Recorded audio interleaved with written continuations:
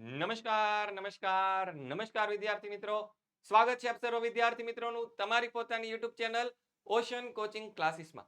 વિદ્યાર્થી મિત્રો, તમે ધોરણ 9 ની અંદર અભ્યાસ કરી રહ્યા છો અને ધોરણ 9 ની તમારી પ્રથમ સત્રાંત પરીક્ષા ખૂબ જ નજીક આવી રહી છે. તો આ પ્રથમ સત્રાંત પરીક્ષાની તૈયારીઓ કરવા માટે ઓશન કોચિંગ ક્લાસીસ હંમેશ તમારી સાથે છે. એટલા જ માટે નવનીત કંપની દ્વારા લોન્ચ કરવામાં આવેલું વિકાસ પરીક્ષા લક્ષી અસાઇનમેન્ટ અને તેનું સંપૂર્ણ સોલ્યુશન તમને આપણી ચેનલ ઓશન કોચિંગ ક્લાસીસની અંદર મળી જવાનું છે.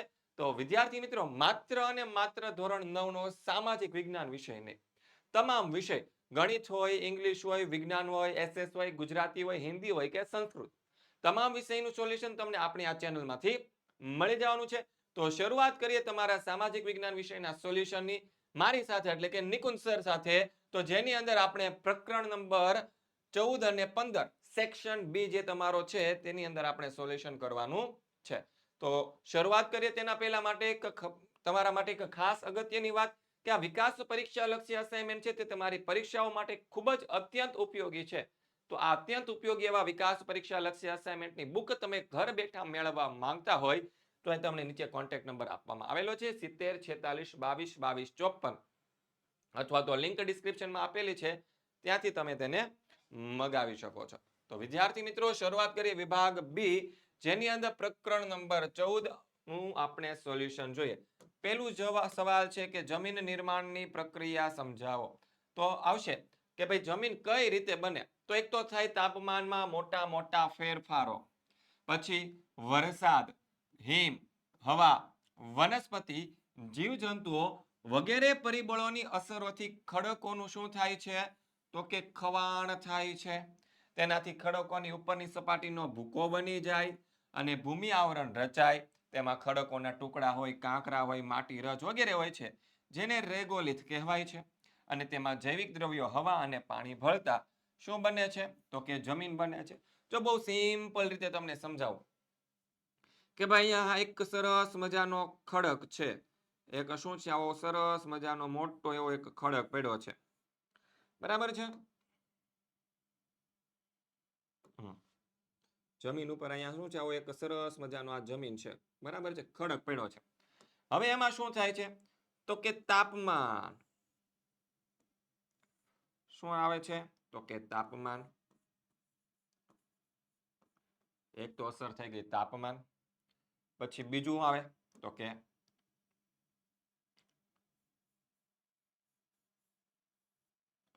તાપમાનને આપણે થોડુંક આ બાજુ લઈ લઈએ. આ થઈ ગયું આપણું વાદળ. તો વાદળમાંથી શું પડે? તો કે વરસાદ પડે, બરાબર છે. આ થઈ ગયું આપણું વરસાદ. પછી હિમ, તો ઘણીવાર બરફ વર્ષા પણ થાય. તો બરફ વર્ષાને આપણે કેવા કલર દર્શાવશું? ઓકે, ગ્રીન કલરે દર્શાવીએ છીએ. ઘણીવાર શું પડતા હોય? બરફ. આ બરફ છે ગ્રીન કલરને, યાદ રાખજો. આવી રીતે બરફ પડે. પછી ઘણીવાર છે આવા વિસ્તારની અંદર ખડકોની આજુબાજુમાં શું ઉગી જાય? તો કે વનસ્પતિ ઉગી જાય. શું ઉગે છે? તો કે વનસ્પતિ ઉગે છે. તો અહીં આપણે દોરી દઈએ નાની નાની વનસ્પતિ, બરાબર છે. આવું ઘાસ ઉગી જાય. તો એ વનસ્પતિના કારણે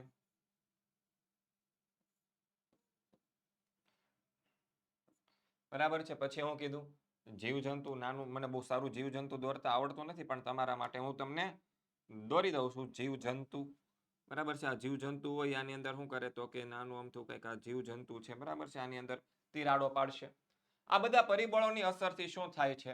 તો કે ખડકોનું ખવાણ થાય. એટલે કે ખડકો છે એમાંથી નાની નાની સપાટીઓ હોય ને તૂટવા લાગે. શું થાય? તો કે આવી રીતે આમ નાની નાના કાંકરા, રેતી જેવું, માટી જેવું થઈ જાય. એનું શું થાય છે? આવી રીતે આનું આ ખવાણ થાય છે. શું થાય છે? ખવાણ થાય છે. ઓકે. હવે ખવાણ થાય તેનાથી શું થાય છે? તો એ ખવાણ થાય ને એના કારણે એ ખડકોમાંથી કેટલીક વસ્તુઓ બને છે. કેવી બને છે? ઉપરની સપાટીનો ભૂકો બની જાય. ખવાણના કારણે શું બની જાય? ભૂકો બની જાય. હવે ભૂકો બને તો એમાં કઈ કઈ વસ્તુ બને? તો ભાઈ એની અંદર શું? એના કારણે ભૂમિ આવરણ રચાય. હવે જેમાં શું હોય? તો કે એમાં માટીની રજ હોય. શું હોય? તો કે માટી અને રજ હોય. પછી તો કે રેતી હોય. બીજું શું હોય? રેતી હોય. ખડકોના ટુકડા હોય ને કાંકરા હોય. ખડકોના ટુકડા અને શું હોય? કાંકરા હોય. તો આ બધી જ વસ્તુઓ જે છે ને એને રેગોલિથ કહેવાય. શું કહેવાય? રેગોલિથ. શું કહેવાય? રેગોલિથ. હવે આ જે જૈવિક દ્રવ્યો છે એની અંદર હવા અને પાણી જેવા જૈવિક દ્રવ્ય ભળે. આ રેગોલિથ જે છે ને એની અંદર કઈ વસ્તુ ભળશે? તો કે હવા અને પાણી. આ બંને કેવા દ્રવ્યો છે? તો કે જૈવિક દ્રવ્યો છે. કેવા દ્રવ્યો છે? તો કે જૈવિક દ્રવ્યો છે. એ ભળે ને એ શું થાય? ભળે ને ત્યારે શું બને છે? તો કે ત્યારે છે આપણી સરસ મજાની જમીન બને છે. શું બને છે? જમીન બને છે. આ જમીન નિર્માણની પ્રક્રિયા છે. ખાલી એક સરસ મજાની આકૃતિની અંદર દર્શાવી દીધું. શું છે? તાપમાન માં મોટા ફેરફાર, પછી વરસાદ, હિમવર્ષા, વૃક્ષો, વનસ્પતિઓ, જીવજંતુઓના કારણે ખડકોનું ખવાણ થાય છે. અને જે ખવાણ થાય તો એના કારણે એમાંથી શું બને છે? એનો ભૂકો થાય ને ભૂકાની અંદર શું હોય? તો કે માટી, રજ, રેતી, ખડકોના ટુકડા અને કાંકરા હોય. એ બધા એને રેગોલિથ કહેવાય. અને રેગોલિથની અંદર હવા અને પાણી જેવા જૈવિક દ્રવ્યો ભળે ત્યારે જમીન બને. બસ આ આકૃતિ યાદ રાખી લ્યો એટલે તમારા બધા પ્રશ્નોનું સોલ્યુશન થઈ ગયું બેટા. એટલું યાદ રાખો એટલે તમારા 2 માર્ક્સ પાકા થઈ ગયા. કેટલા માર્ક્સ થઈ ગયા? 2 માર્ક્સ પાકા થઈ ગયા. અને જો તમારે આવી રીતે સમજૂતી જોતી હોય ને, આટલી સરસ રીતે તમને સમજાઈ જાય એવી રીતે સમજૂતી જોતી હોય ને, તો આપણી ઓશન કોચિંગ ક્લાસીસની ચેનલ તમારે સબસ્ક્રાઇબ કરી લેવી પડે. સમજાઈ ગયું કે ન સમજાઈ ગયું? મને કયો પહેલા. સમજાઈ ગયું ને? સમજાય જ જાય. નિકુંજ સર સમજાવે એટલે ન સમજાયું થોડું બને બેટા. બરાબર છે. આગળ વધીએ. બીજો સવાલ કે તફાવતના બે મુદ્દા આપો. ધાતુમય ખનિજો અને અધાતુમય ખનિજો. શું છે? ધાતુમય ખનિજો અને અધાતુમય ખનિજો છે. અહીં આગળ અ લખવાનું ભૂલી ગયા છે. બરાબર છે? અધાતુમય ખનિજો. તો ધાતુમય ખનિજોમાં ધાતુ છે એ કેવા સ્વરૂપે હોય? કાચા સ્વરૂપે હોય. કેવા સ્વરૂપે હોય? કાચા સ્વરૂપે હોય. કવચ સ્વરૂપે નથી કીધું, અહીંયા કાચા સ્વરૂપે આવશે. કયા સ્વરૂપે હશે? તો કે કાચા સ્વરૂપે હશે. અને અધાતુમય ખનિજોમાં ધાતુ હોતી જ નથી. શું હોતું નથી? તો કે ધાતુ હોતી જ નથી. આમાં હોય પણ કયા સ્વરૂપે હોય? કાચા સ્વરૂપે. હવે ઉદાહરણ તરીકે આપણે જોઈએ તો ભાઈ પ્લેટિનિયમ, બોક્સાઇટ, ટંગસ્ટન, સોનું, ચાંદી વગેરે, લોખંડ, એલ્યુમિનિયમ, કોઈ પણ ઉદાહરણ તમે આપી શકો જે ધાતુ હોય. બરાબર છે? સાદા ઉદાહરણ આપવું હોય તો આપી શકો. ભાઈ લોખંડ, એલ્યુમિનિયમ, તાંબુ, સોનું ને ચાંદી. આ ઉદાહરણ લખો તો કઈ ખોટું ન પડે તમારું. બરાબર છે? જ્યારે અધાતુમય ખનિજ છે એમાં કોણ આવશે? તો કે ચૂનાનો પથ્થર આવશે, ચોક આવશે, એસ્બેસ્ટોસ આવશે, એસ્બેસ્ટોસ. બરાબર છે? આગળ વધીએ. બીજો સવાલ, દખ્ખણનો ઉચ્ચ પ્રદેશ અને માળવાનો ઉચ્ચ પ્રદેશ. બરાબર છે? દખ્ખણનો ઉચ્ચ પ્રદેશ સાતપુડા, મહાદેવ તથા મૈકલની ટેકરીની દક્ષિણે આવેલો છે. જ્યારે માળવાનો ઉચ્ચ પ્રદેશ ઉત્તર પશ્ચિમ ભાગમાં અરવલ્લીની ગિરિમાળામાં આવેલો છે. તે 900 થી 1100 મીટરની ઊંચાઈ ધરાવે છે. તે કેટલીક જગ્યાએ ઊંચાઈ વધારે ધરાવે છે. જ્યારે અરવલ્લીની જે છે ગિરિમાળાઓ ક્યાં આવેલું? તો કે માઉન્ટ આબુ ગિરિમથક સુંદર અને રમણીય છે. જ્યારે ગુરુ શિખર સૌથી વધારે ઊંચાઈ ધરાવે છે 1722 મીટર. બહુ સિમ્પલ વસ્તુ છે. આગળ જોઈએ. ત્રીજો સવાલ, ખડકો અને ખનિજો. ખડકો શું છે? એક કે તેનાથી વધારે ખનિજોના બનેલા સંગઠિત પદાર્થો છે. કેવા પદાર્થો છે? એક કે વધારે ખનિજો હોય એની અંદર. હવે કુદરતી કાર્બનિક કે અકાર્બનિક ક્રિયાથી તૈયાર થતા અમુક ચોક્કસ રાસાયણિક બંધારણ ધરાવતા પદાર્થને શું કહેવાય છે? ખનિજ તરીકે ઓળખવામાં આવે છે. ખનિજની વ્યાખ્યા લખી દેવાની. બરાબર છે? નિર્માણ પ્રક્રિયાને આધારે ખડકોના 3 વિભાગ પડે. આગ્નેય ખડકો, પ્રસ્તર ખડકો અને રૂપાંતરિત ખડકો. જ્યારે ખનિજોના 3 પ્રકાર પણ એને પણ 3 પ્રકાર પડે છે. એક તો શું છે? ધાતુમય ખનિજ, અધાતુમય ખનિજ અને સંચાલન શક્તિ માટે ઉપયોગમાં લેવાતા ખનિજો. પછી આગળ જોઈએ આગ્નેય ખડકો અને પ્રસ્તર ખડકો. તો ભૂગર્ભમાં ગરમીના પ્રચંડ પ્રમાણને લીધે ત્યાં રહેલા જે પદાર્થો છે તે અર્ધપ્રવાહી સ્થિતિમાં હોય છે. જે પદાર્થોને મેગ્મા કહે છે. આ મેગ્મા ઠંડો પડતા તેના ખડકો રચાય જે ગરમીની અસરથી બને છે. તેથી એને આગ્નેય અથવા તો અગ્નિકૃત ખડકો કહેવાય છે. જ્યારે પ્રસ્તર ખડકો શું છે? આગ્નેય ખડકો પાણી તથા અન્ય બળોની સંયુક્ત અસરથી તૂટે અને તૂટેલા ખડકોનું જ્યારે જળમાં વિક્ષેપણ થતું રહે ત્યારે તેમના સ્તર રચાય છે. દાખલા તરીકે ગ્રેનાઇટ અને બેસાલ્ટ, અને જ્યારે ઓલામાં આવશે ચિરોડી અને ચૂનાનો ખડક અને કોલસો. પૂર્વ ઘાટ અને પશ્ચિમ ઘાટ. દખણના ઉચ્ચ પ્રદેશમાં ઘણી ઊંચાઈ ધરાવતા તૂટક રેખીય સ્વરૂપે જેમની ઊંચાઈ ક્યાંક 900 મીટરથી વધારે છે તે તૂટક શૃંખલાના સ્વરૂપે ઉચ્ચ પ્રદેશોની પૂર્વ સીમા બનાવે છે અને આને પૂર્વ ઘાટ કહે છે. અને પશ્ચિમ ઘાટમાંથી નીકળતી ગોદાવરી, કૃષ્ણા, કાવેરી વગેરે નદીઓ પશ્ચિમથી પૂર્વ તરફ વહે છે. પૂર્વ ઘાટના ડુંગરને કોતરીને બંગાળની ખાડીમાં મળે છે. આથી પૂર્વ ઘાટ તૂટક બને છે. અને દખણના ઉચ્ચ પ્રદેશના ઉત્તર પશ્ચિમ ભાગો મુખ્યત્વે લાવા નિક્ષેપણથી બનેલા છે. પશ્ચિમ તરફ તેની સીમા પશ્ચિમ ઘાટ દ્વારા નિર્ધારિત થાય છે. તેને પશ્ચિમ ઘાટ કહેવાય છે. અને પશ્ચિમ ઘાટમાં કોઈ મોટી નદી નથી, તેથી તે કેવો છે? સળંગ છે. જો અહીંયા સમજાઈ લે કે શું કહેવા માંગે છે. સરસ મજાની સમજૂતી આપણે જોઈ લઈએ. પૂર્વ ઘાટ અને પશ્ચિમ ઘાટ. Can you duplicate? Okay. Any size આપણે કેવી કરી નાખીએ? નાની કરી નાખીએ, એટલે આપણને સમજવામાં શું થાય? થોડીક સરળતા પડશે. Okay okay, ready. આ ખાલી તમારી સમજૂતી ખાતર છે. ઓકે, જોઈ લેજો.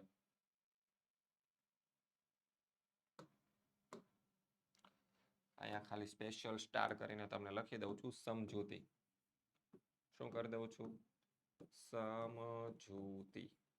ઓકે. તો હવે આપણે ખાલી દક્ષિણ ભારતનો નકશો દોરીશું. વધારે કઈ જાજુ દોરવાનું થતું નથી. બરાબર છે. આ છે આપણા દક્ષિણ ભારતનો નકશો, જેમાં અહીંયા આવેલો છે એક પર્વતમાળા. શું આવેલી છે? એક પર્વતમાળા આવેલી છે. બરાબર છે. એવી રીતે અહીંયા એક પર્વતમાળા આવેલી છે.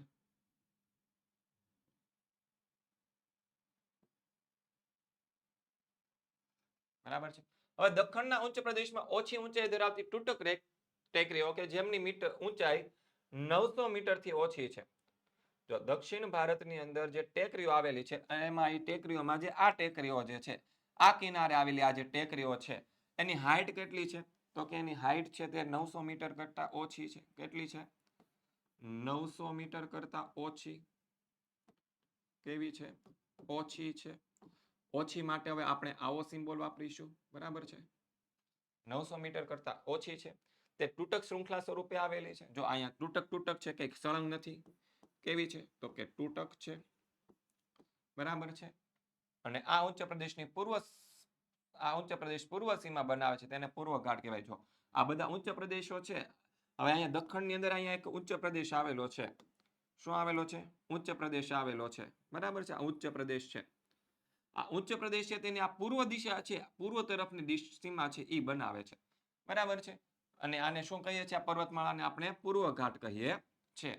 હવે જો આમાં બીજી વસ્તુ શું છે ખબર છે? તો કે અહીંયાથી એક નદી નીકળે છે, ગોદાવરી નદી. બરાબર છે. ગોદાવરી નદી અહીંયા આવીને વહે છે. તો એને અહીંયા આ બંગાળના ઉપસાગરમાં મળવું હોય તો આ પૂર્વ ઘાટને તોડવો પડે. એવી રીતે અહીંયાથી એક કૃષ્ણા નદી નીકળે છે. બરાબર છે. પછી અહીંયાથી આમ કાવેરી નદી નીકળે છે. તો આને આ બાજુ મળવું હોય તો શું કરવું પડે? આ પૂર્વ ઘાટને તોડી નાખવો પડે છે. બરાબર છે. એટલે કે ડુંગરોને કોતરીને પછી બંગાળની ખાડીને મળે છે. એવી જ રીતે પશ્ચિમ ઘાટ શું છે?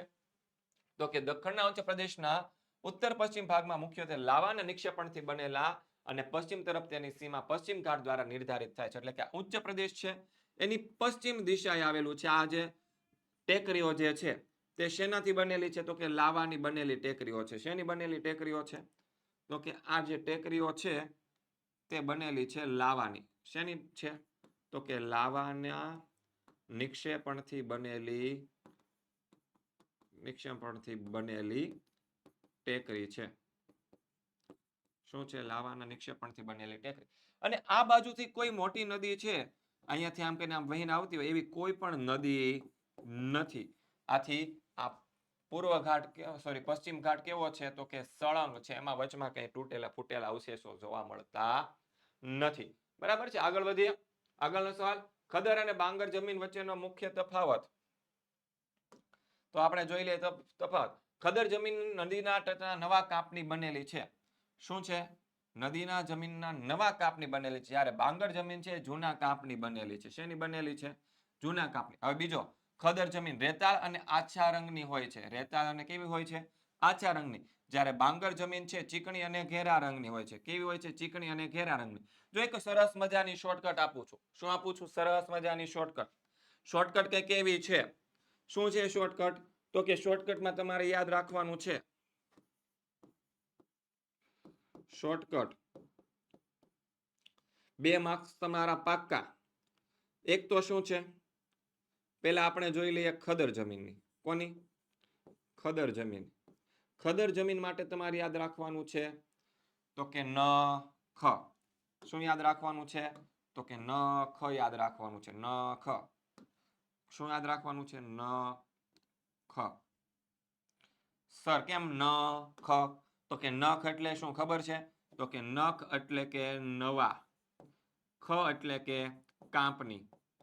યાદ રહી ગયું? નવા કાપની જમીન હોય એને શું કહેવાય? તો કે ખદર જમીન કહેવાય. નવા કાપની જમીન હોય એને શું કહેવાય? તો કે ખદર જમીન કહેવાય. તો આ લખી દેવાનું ખદર. નવા કાપની, અહીંયા કાપની આવશે. નવા કાપની હોય એને શું કહેવાય? ખદર જમીન કહેવાય. હવે રેતાળ અને આછા રંગની હોય એ કેવી હોય? તો કે રેતાળ અને આછા રંગની. રેતાળ અને આછા રંગની. બસ આટલું લખો ત્યાં તમારો 1 માર્ક્સ થઈ ગયો. હવે પછી બીજું શું યાદ રાખવાનું છે? તો કે બાંગર જમીન માટે. કઈ જમીન છે? તો કે બાંગર. તો બાંગર જમીન માટે તમારે 2 વસ્તુ યાદ રાખવાની છે. શું યાદ રાખવાનું છે? તો કે બાજુ. શું યાદ રાખવાનું છે? બા. બા એટલે કે બાંગર અને જુ એટલે કે જૂના કાપની. શું થાય? જૂના કાપની. યાદ રહી ગયું? બાંગર માટે શું યાદ રાખવાનું છે? તો કે બાજુ. અને ખદર માટે શું યાદ રાખવાનું છે? તો નખ. બરાબર છે? આ જમીન કેવી હોય? તો કે ચીકણી અને ઘેરા રંગની હોય. કેવી હોય? ચીકણી હોય અને ઘેરા રંગની હોય. કેવા રંગની હોય? તો કે ઘેરા રંગની હોય. બસ એટલું કરો એટલે યાદ રહી ગયું. રહી ગયું ને? યાદ રહી જ જશે બેટા. તો આગળ વધીએ. ખનિજોનું વર્ગીકરણ કરો. તો ખનિજોનું મુખ્ય સામાન્ય વર્ગીકરણ આપણે જોઈએ તો કે 2 ભાગમાં વહેંચવામાં આવે. ખનિજોનું વર્ગીકરણ કેટલી રીતે થાય? તો કે 2 રીતે થાય. ખનિજો કયા? શું છે? ખનિજોના મુખ્ય 2 પ્રકાર પડે. એક છે ધાતુમય ખનિજ. એક શું છે? તો કે છે ધાતુમય ખનિજ. અને બીજું છે અધાતુમય ખનિજ. કેવા ખનિજ છે? અધાતુમય ખનિજ. બરાબર છે? હવે ધાતુમય ખનિજની અંદર એટલી વસ્તુ આવે: કિંમતી ધાતુમય, હલકી ધાતુમય, સામાન્ય ઉપયોગમાં લેવાતી અને મિશ્ર ધાતુ રૂપે વપરાતી. અહીંયા જગ્યા નથી એટલે તમને કહેતો નથી. હવે કિંમતી ધાતુમય ખનિજ છે એની અંદર સોનું, રૂપિયું, પ્લેટિનમ એટલે કે મોંઘા મોંઘા જે ખનિજો છે ને, જે વસ્તુઓ છે ને એની વાત થાય છે. હલકી ધાતુમાં એટલે કે વજનમાં હલકા હોય ને તેવા મેગ્નેશિયમ, બોક્સાઇટ, ટિટાનિયમ. પછી સામાન્ય ઉપયોગ આપણે નોર્મલી ઉપયોગમાં લેતા હોય તેવા ખનિજો. ભાઈ લોખંડ આપણે આજુબાજુ બધી જગ્યાએ દેખાય. તાંબુ દેખાય, સીસુ દેખાય, જસત દેખાય, કલાઈ દેખાય અને નિકલ દેખાય.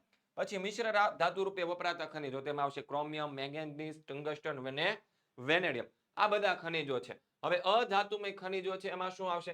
તો કે ચૂનાનો પથ્થર, ચોક, એબોસ્ટેસ, અબરખ, ફ્લોસ્પાર. પછી ત્રીજો પ્રકાર છે ખનિજોનો એ છે સંચાલન શક્તિ માટે ઉપયોગમાં લેવાતા ખનિજો. અને ત્રીજો પ્રકાર અહીંયા લખી દેવાનું. શું છે?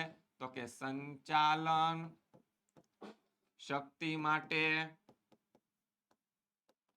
ઉપયોગમાં આવતા ખનિજો. બરાબર છે? 3 પ્રકાર પડે. તો સંચાલન શક્તિ માટે ઉપયોગમાં કયા ખનિજો આવે? તો કે કોલસો આવે, પેટ્રોલિયમ આવે. બરાબર છે? કુદરતી વાયુ આવે, યુરેનિયમ, થોરિયમ. આ બધા વાયુઓ છે એ શું છે? તો કે ભાઈ ખનિજોના પ્રકારમાં કયા પ્રકારમાં? તો કે સંચાલન શક્તિ માટે ઉપયોગમાં આવતા હોય તેવા. પછી 5મો સવાલ: આપેલ પર્વતીય પ્રદેશનું વર્ગીકરણ નીચે આપેલા કોષ્ટક પ્રમાણે કરો. આપણને અહીંયા ભાઈ કેટલાક પર્વતો આપેલા છે. હવે એમાં શું કરવાનું છે? ઉત્તરનો હિમાલય પર્વત અને પૂર્વનો હિમાલય પર્વત. બરાબર છે? ઉત્તરનો કોને કહેવાય ને પૂર્વનો કોને કહેવાય ને પહેલા તમે સમજી લો. એના માટે સરસ મજાનું શું કરવાનું હતું? ઓકે, હા, અને થોડુંક આમ લઈ લઈએ એટલે તમને સમજવામાં થોડુંક સરળતા પડશે. ઓકે, અને ઉપર અને એનાથી ઉપર. આ જવાબ જ છે. ઓકે,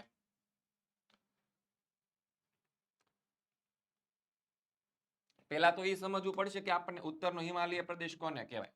યાદ રાખજો. તો ભાઈ સરસ મજાનું આપણું અહીંયાથી આવી રીતે આમ જમ્મુ આખો હું ભારત દેશ દોરતો નથી. બરાબર છે.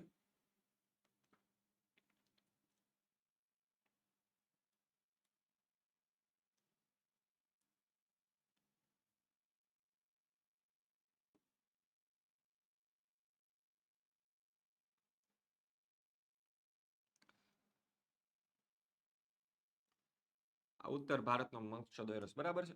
હવે ઉત્તર ભારતનો જે નકશો છે ને એમાં જે આ જમ્મુ કાશ્મીર રાજ્ય જે છે, બરાબર છે, અહીંયાથી આ પછી અહીંયા આવે જમ્મુ કાશ્મીર રાજ્ય આવે, પછી અહીંયા આવે હિમાચલ પ્રદેશ, અહીંયા આવે ઉત્તરાખંડ, સિક્કિમ, અરુણાચલ પ્રદેશ, બરાબર છે, પછી આ બાજુ મિઝોરમ, નાગાલેન્ડ, મણિપુર, એ બધા રાજ્યો આવે. તો અહીંયા સુધીનો જે ભાગ છે ને, અહીંયા સુધીનો આવી રીતે અહીંયા 3 ભાગની અંદર હિમાલયની પર્વતમાળાઓ આવેલી છે. કેટલા ભાગમાં આવેલી છે?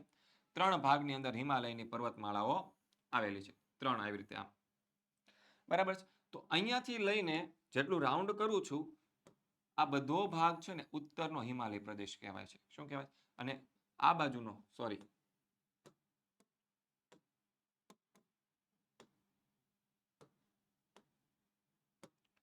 અહીંયાથી એટલો ભાગ છે એ ઉત્તરનો હિમાલય કહેવાય. અને આ છે જે અહીંયા જે આવેલી છે પર્વતમાળાઓ એ શું છે? પૂર્વ હિમાલય કહેવાય છે. બરાબર છે. આ ઉત્તર હિમાલય જે છે એની અંદર 3 પર્વતમાળાઓ આવેલી છે. કેટલી પર્વતમાળાઓ છે? 3 સમાંતર આવેલી છે. પહેલી, બીજી અને ત્રીજી. તો આ જે સૌથી ઉપર આવેલી છે એને કહેવાય છે બાહ્ય હિમાલય. કયો કહેવાય છે? તો કે બાહ્ય હિમાલય. પછી આ છે મધ્ય હિમાલય અને આ છે લઘુ હિમાલય. કયું છે? લઘુ હિમાલય. તો પછી હિમાચલ છે તો અહીંયા જ આવે હિમાચલ પ્રદેશ રાજ્ય. બરાબર છે. પછી હિમાદ્રી જે છે એ સૌથી ઊંચી પર્વતમાળા છે બાહ્ય હિમાલય, અથવા તો એને હિમાદ્રીની પર્વતમાળા પણ કહેવાય છે. શું કહેવાય છે? હિમાદ્રીની પર્વતમાળાઓ પણ કહેવાય છે. તો એ આ બંનેનો સમાવેશ એમાં થશે. ઉત્તરમાં આવ્યું તો અહીંયા ઉત્તરમાં લખી દો. પછી આ બાજુ ગારો, ટેકરી, પતકાઈ, ગારો ટેકરીની પછી પતકાઈ ટેકરીઓ છે એ બધી અહીંયા આવે છે. અહીંયા આ બાજુ ગારો, પતકાઈ, બરાબર છે. તો એ ક્યાં આવશે? પૂર્વ હિમાલયની અંદર આવશે. આગળ જોઈએ પ્રકરણ નંબર 15. કૃષ્ણા અને કાવેરી બેસિનની વિસ્તૃત માહિતી આપો. હવે જો કૃષ્ણા બેસિનની આપણે વાત કરીએ તો ભાઈ કૃષ્ણા બેસિનમાં યાદ શું રાખવાનું છે ખબર છે? એ ક્યાંથી નીકળે છે? તો કે ભાઈ પશ્ચિમ ઘાટમાં મહાબળેશ્વર પાસેથી નીકળી કયા કયા રાજ્યમાં થઈને વહે છે? તો ભાઈ મહારાષ્ટ્ર, કર્ણાટક અને આંધ્રપ્રદેશમાં થઈને બંગાળના ઉપસાગરને મળે છે. એની લંબાઈ કેટલી છે તે યાદ રાખવાનું છે. તેને મળતી શાખા નદીઓ કોયના, ઘાટપ્રભા, ભીમા, તુંગભદ્રા, મુસી, આ મળતી તેને શાખા નદીઓ છે અને તેનું બેસિન ક્ષેત્ર આ 3 રાજ્ય પૂરતું સીમિત છે. હવે યાદ કેટલું રાખવાનું, જ્યારે પણ કોઈ પણ નદીનો બેસિન વિસ્તાર પૂછાય ને ત્યારે એક તો શું મુદ્દો યાદ રાખવાનો? તો કે ક્યાંથી નીકળે છે. શું છે? ક્યાંથી નીકળે છે. બરાબર છે. પછી કયા કયા રાજ્યમાંથી તે વહે છે? કયા કયા રાજ્યમાંથી વહે છે? પછી તેની લંબાઈ કેટલી છે? એને મળતી શાખા નદીઓ અને એનું બેસિન ક્ષેત્ર કયા કયા રાજ્યમાં છે? બેસિન ક્ષેત્ર કયા કયા રાજ્યની અંદર આવેલું છે? આ 5 ટોપિક યાદ રાખો એટલે તમને આખો પ્રશ્ન છે યાદ રહી જાય. બરાબર છે. આગળ જોઈએ કાવેરી નદી. ઓકે, કાવેરી નદી ક્યાંથી નીકળે? તો ભાઈ કર્ણાટક રાજ્યના પશ્ચિમ ઘાટની બ્રહ્મગીરી શ્રેણીમાંથી નીકળે છે અને તમિલનાડુના કુડકુલ્લુરની દક્ષિણે જૂના કાવેરી પટ્ટનમની પાસે બંગાળાની ખાડીને મળે છે. લંબાઈ કેટલી? તો કે 760. અમરાવતી, ભવાની, હેમવતી, કાલિની આ બધી તેની શાખા નદીઓ છે અને તેનું બેસિન ક્ષેત્ર 3 રાજ્યમાં છે, કેરળ, કર્ણાટક અને તમિલનાડુ. જો આ યાદ રાખવું હોય ને તો એમાંથી 2 રાજ્યના નામ તો આવી ગયા. એક તો કર્ણાટકમાં નીકળ્યા એટલે કર્ણાટકમાં હોય, અને તમિલનાડુ પાસે જો અહીંયા કીધું ને આપણને તમિલનાડુના કુળનું દક્ષિણે કાવેરી પટ્ટનમની પાસે તે બંગાળના ઉપસાગરને મળે એટલે એ બંને તો એના બેસિન ક્ષેત્રની અંદર હોવાના જ છે. પછી વચમાં કયું રાજ્ય આવે એ જોઈ લેવાનું, કેરળ રાજ્ય માં થઈને વહે છે, એટલે કેરળ રાજ્ય યાદ રાખવાનું. આગળ જોઈએ જળ પ્રદૂષણથી કઈ કઈ સમસ્યા ઉદ્ભવી શકે છે. તો હવે જળ પ્રદૂષણથી આ 4 સમસ્યા ઉદ્ભવી શકે કે ભાઈ પીવા માટે સ્વચ્છ અને આરોગ્યપ્રદ પાણી છે દુર્લભ બને, એટલે કે એની અછત સર્જાય. દુર્લભ બને એટલે શું થાય? તો કે અછત સર્જાય. શું સર્જાય? તો કે ભાઈ અછત સર્જાય. રોજિંદા વપરાશ અને ખેતી માટે પાણી અયોગ્ય બને છે. રોજિંદા વપરાશ અને ખેતી માટે પાણી કેવું બને છે? અયોગ્ય બને. ભાઈ ગંદુ પાણી કે આપણે કપડાં ધોવામાં વાસણ ધોવામાં યુઝ કરીએ છીએ તો કે નથી કરતા, બરાબર છે. સિમ્પલ વસ્તુ છે. સજીવોનું અસ્તિત્વ જોખમમાં મુકાય તેનાથી અનેક રોગો ફેલાય છે. શું થાય છે? સજીવોનું અસ્તિત્વ જોખમમાં મુકાય છે તેનાથી શું થાય છે? અનેક રોગો ફેલાય છે. હવે આવા ગંદા પાણીનો ઉપયોગ જો આપણે ખોરાક તરીકે કરીએ તો ભાઈ આપણે બીમાર પડવાના છે, સ્વાભાવિક સીધી જ વાત છે. અને જાહેર સુખાકારીના અનેક પ્રશ્નો ઊભા થાય, એટલે કે લોકોનું આરોગ્ય જોખમાય તો જાહેર સુખાકારીના પણ પ્રશ્નો ઊભા થાય. પછી જોઈએ બ્રહ્મપુત્ર નદીમાં છે ચોમાસામાં વિનાશક પૂર આવે છે, સમજાવો. તો બ્રહ્મપુત્ર નદી ભારતમાં અરુણાચલ પ્રદેશ અને અસમમાં થઈને વહે છે. 2 રાજ્યમાં થઈને વહે છે અને તેને અનેક નાની નાની નદીઓ મળે છે. અને આ જે અનેક નાની નાની નદીઓ જે વિસ્તારમાંથી નીકળે છે તે ભારે પ્રદેશવાળા વિસ્તારમાંથી વહેતી હોવાથી અહીંની નદીઓ છે બ્રહ્મપુત્ર નદીમાં પુષ્કળ પાણી લાવે છે. આપ જો આવી રીતે પૂર્વનો ભાગ છે આમ કરીને ચીનમાંથી આવે, અહીંયાથી આમ કે આમ યુ આકાર લઈને પછી ભારતમાં આવીને શું થાય છે? વહે છે, બરાબર છે. અને પછી આવી રીતે ઘણી બધી શાખા નદીઓ મળે છે અસમ રાજ્યમાંથી, મેઘાલયમાંથી, ત્રિપુરામાંથી, નાગાલેન્ડમાંથી, બરાબર છે. આવી રીતે આમ. તો હવે આ બધા જ વિસ્તારમાં ખૂબ વરસાદ પડે છે અને વરસાદ આવે તો આ બધું પાણી ક્યાં જાય? શાખા નદીનું પાણી. તો કે આ નદીમાં જવાનું છે ને બ્રહ્મપુત્રમાં, અને તેમાં ચોમાસામાં અવારનવાર ભારે વરસાદનું પાણી ઉમેરાતા બ્રહ્મપુત્ર નદીમાં શું થાય છે? ભારે પૂર આવે છે. જળ પ્રદૂષણ અટકાવવાના ઉપાયો જણાવો. ભાઈ જળ પ્રદૂષણ અટકાવવા માટે બનાવેલા નિયમોનું શું કરવાનું છે? તો કે કડક પાલન કરવાનું છે. નિયમોનું શું કરવાનું છે? કડકપણે પાલન કરવાનું છે. રાષ્ટ્રીય નદી સંરક્ષણ યોજના જેને NRCP દ્વારા જળ શુદ્ધિકરણ માટે બનાવેલા કાર્યક્રમનો અમલ કરવો જોઈએ. પછી ઔદ્યોગિક એકમો પોતાનું દૂષિત પાણી છે એ નદીઓમાં ન ઠાલવે એના માટેના કડક કાયદાઓ બનાવવા જોઈએ. પછી ઉદ્યોગો દૂષિત પાણી નદીમાં છોડતા પહેલા તેના પર જરૂરી શુદ્ધિકરણની પ્રક્રિયા કરે જેથી રાસાયણિક જળમાં રહેલા હાનિકારક તત્વો છે એ નાબૂદ થાય. આવા બધા ઉપાયો કરો છે. દૂષિત પાણીને શુદ્ધ કર્યા પછી જ તેનો નદીની અંદર નિકાલ કરી શકાય એવા સરકારી કાયદાઓ બનાવવા જોઈએ અને તેનો ચુસ્તપણે અમલ કરાવવો જોઈએ. અને બધા નાગરિકોએ નદીનું પાણી ચોખ્ખું રહે તે માટે ઘરનો જે કચરો હોય તે નદીની અંદર નાખવો જોઈએ નહીં, તેની કાળજી રાખવી જોઈએ.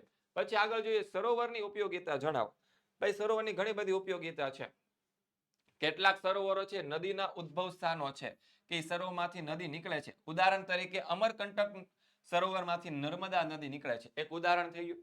પછી વધારે વરસાદવાળા વિસ્તારમાં આવેલા સરોવરમાં વધારે પાણી એકઠું કરી તેનો ઉપયોગ સિંચાઈમાં, પીવામાં, ઘર વપરાશમાં તેમજ મત્સ્ય ઉદ્યોગ માટે કરી શકાય. એટલે કે જે વિસ્તારમાં બહુ વધારે વરસાદ પડે છે એવા વિસ્તારની અંદર શું કરાય? સરોવરની અંદર વધારે પાણી એકઠું થાય એવા પ્રયાસો કરી શકાય. નહીં સરોવરના પાણીનો ઉપયોગ શેમાં કરી શકાય? સિંચાઈ, પીવા, ઘર વપરાશમાં, મત્સ્ય ઉદ્યોગમાં કરી શકાય. પછી સરોવરના પાણીનો દુષ્કાળ સમયે આપણે ઉપયોગ કરી શકીએ. પછી નદીઓ પર મોટા બંધો બાંધી બનાવેલા સરોવરનું પાણીમાં સિંચાઈ, જળ વિદ્યુતનું ઉત્પાદન તથા મત્સ્ય ઉદ્યોગમાં પણ કરવામાં આવે છે. નદી ઉપર મોટા મોટા બંધો બાંધી દઈએ તો પાછળ જે સરોવરની રચના થાય એનો ઉપયોગ ક્યાં કરી શકાય? તો કે જળ વિદ્યુત બનાવવામાં, સિંચાઈમાં કરી શકાય. પછી મત્સ્ય ઉદ્યોગ માટે પણ આપણે કરી શકીએ છીએ. ઘણા સરોવરો કુદરતી સૌંદર્યમાં વધારો કરતા હોય છે. તો એવા સરોવરને સહેલગાન કે પ્રવાસન એટલે કે ફરવાલાયક સ્થળ તરીકે વિકસાવવા જોઈએ. આમ સરોવર આપણને અનેક રીતે ઉપયોગી છે. પછી આગળ જોઈએ હિમાલયની નદીઓ શાથી 12 માસ ભરપૂર રહે છે. મોસ્ટ આઈએમપી પ્રશ્ન. કેવો પ્રશ્ન છે? મોસ્ટ આઈએમપી પ્રશ્ન છે. કેવો પ્રશ્ન છે? ધ મોસ્ટ આઈએમપી પ્રશ્ન કે હિમાલયની મોટા ભાગની નદીઓ હિમાલયના હિમાચ્છાદિત પ્રદેશમાંથી નીકળે છે. ક્યાંથી નીકળે છે? હિમાલયના હિમાચ્છાદિત પ્રદેશોમાંથી નીકળે છે. આ પ્રદેશો ચોમાસામાં ભારે વરસાદ પડે છે. હિમાલયના હિમાચ્છાદિત પ્રદેશમાં વહે છે અને ચોમાસાની ઋતુમાં ત્યાં શું પડે? બહુ વરસાદ પડે. આથી ચોમાસાની ઋતુમાં તો નદીની અંદર પાણી રહેવાનું જ છે અને જ્યારે ઉનાળાનો સમય હોય ત્યારે હિમાલયના શિખરોનો જે બરફ હોય એ પીગળે અને નદીની અંદર એ પાણી સ્વરૂપે આવે છે. આમ હિમાલયની નદીઓમાં વર્ષની 2 ઋતુમાં ઘણું બધું પાણી આવે છે, તેથી તે 12 માસ પાણીથી ભરપૂર રહે છે. ત્યારબાદ 7મો સવાલ, તફાવતના બે મુદ્દાઓ આપો. હિમાલયની નદીઓ અને દ્વીપકલ્પીય નદીઓ. જો બહુ સિમ્પલ વસ્તુ છે, બે મુદ્દા કીધા તો બે જ લખવાના, વધારે નહીં લખવાના. 4 કીધા ને તો જ 4 લખવાના. બેસિન કેવા છે તો કે મોટા છે. હિમાલયની નદીના બેસિન કેવા છે તો કે મોટા છે. આના બેસિન કેવા છે તો કે નાના છે. સિમ્પલ, નાના મોટા યાદ રાખવાનું. હું યાદ રાખવાનો પહેલો મુદ્દો, નાના મોટા બેસિન. થઈ ગયો પહેલો મુદ્દો. પછી આ નદીઓનું ઉદ્ગમ સ્થાન ઊંચા હોવાથી પર્વત અવસ્થામાંથી વેગથી વહે છે અને તેમણે પર્વતમાં પુષ્કળ ઘસારો કરીને ઊંડી ખીણો અને કોતરો બનાવ્યા છે. તેથી તે ઊંડી ખીણોમાં થઈને વહે છે. ઊંચાઈ ઉપરથી વહે છે, બરાબર છે, અને પર્વતમાં કેવી રીતે વેગથી વહે છે અને વેગથી વહે છે, આથી પર્વતોની અંદર ઊંડી ખીણો બનાવી છે. અને આ નદીઓના ઉદ્ગમ સ્થાનો પ્રમાણમાં કેવા છે? નીચા છે. કેવા છે? નીચા છે. આથી એનો વેગ પણ કેવો હોય છે? એટલે કે નદીનો વહેવાનો વેગ ધીમો હોય છે અને ધીમો હોવાને કારણે તેના દ્વારા થતો ઘસારો પણ ઓછો, આથી એને છીછરી ખીણોમાં થઈને વહે છે. સિમ્પલ વસ્તુ. આગળ જોઈએ 8મો સવાલ, નર્મદા બેસિન વિશે જણાવો. હમણાં કીધું એમ 4-5 વસ્તુ યાદ રાખવાની. એ ક્યાંથી નીકળે છે? તો ભાઈ ક્યાંથી નીકળે છે અને એની લંબાઈ અહીંયા આપણને આપેલી છે. નર્મદા નદી શું છે? અમરકંટક પાસેથી નીકળી મધ્યપ્રદેશમાં એક ફાટ ખીણમાં થઈને ઉદ્ગમ બિંદુથી લગભગ 1312 કિલોમીટર આવેલા અરબ સાગરને મળે છે. તેના મોહળા મુખમાં લાંબે સુધી દરિયાનું પાણી જાય છે. નર્મદાનું બેસિન કયા રાજ્યમાં? તો કે ગુજરાત અને મધ્યપ્રદેશ રાજ્ય પૂરતું સીમિત છે. નર્મદા નદી મધ્યપ્રદેશમાં જબલપુર પાસે આવેલા ભેડભાટના સંગમરમરના આરસ પહાડના પ્રદેશમાંથી વહે છે. અહીં નર્મદા નદીનો ઢોળાવ તીવ્ર હોવાથી અહીં ધુઆધાર નામના એક ધોધની રચના થઈ છે. બરાબર. 5 મુદ્દા આપ્યા છે, એમાં કદાચ તમે આ પ્રશ્ન ન લખો, બાકીના 4 મુદ્દા લખો તો તમને 2 માર્ક્સ મળી જાય. નર્મદાની ઘણી શાખા નદીઓ છે, તેમાંથી કોઈ 200 કિલોમીટરથી વધારે લાંબી છે નહીં. મોટા ભાગની નદીઓ નર્મદાને કાટખૂણે મળે છે અને નર્મદા અને તેની શાખા પ્રશાખાઓ મધ્યપ્રદેશમાં આયતાકાર જળ પરિવાહની રચના કરે છે. પછી આગળ જોઈએ, નદીઓનું આર્થિક મહત્વ જણાવો. તો ભાઈ નદીઓ શું છે?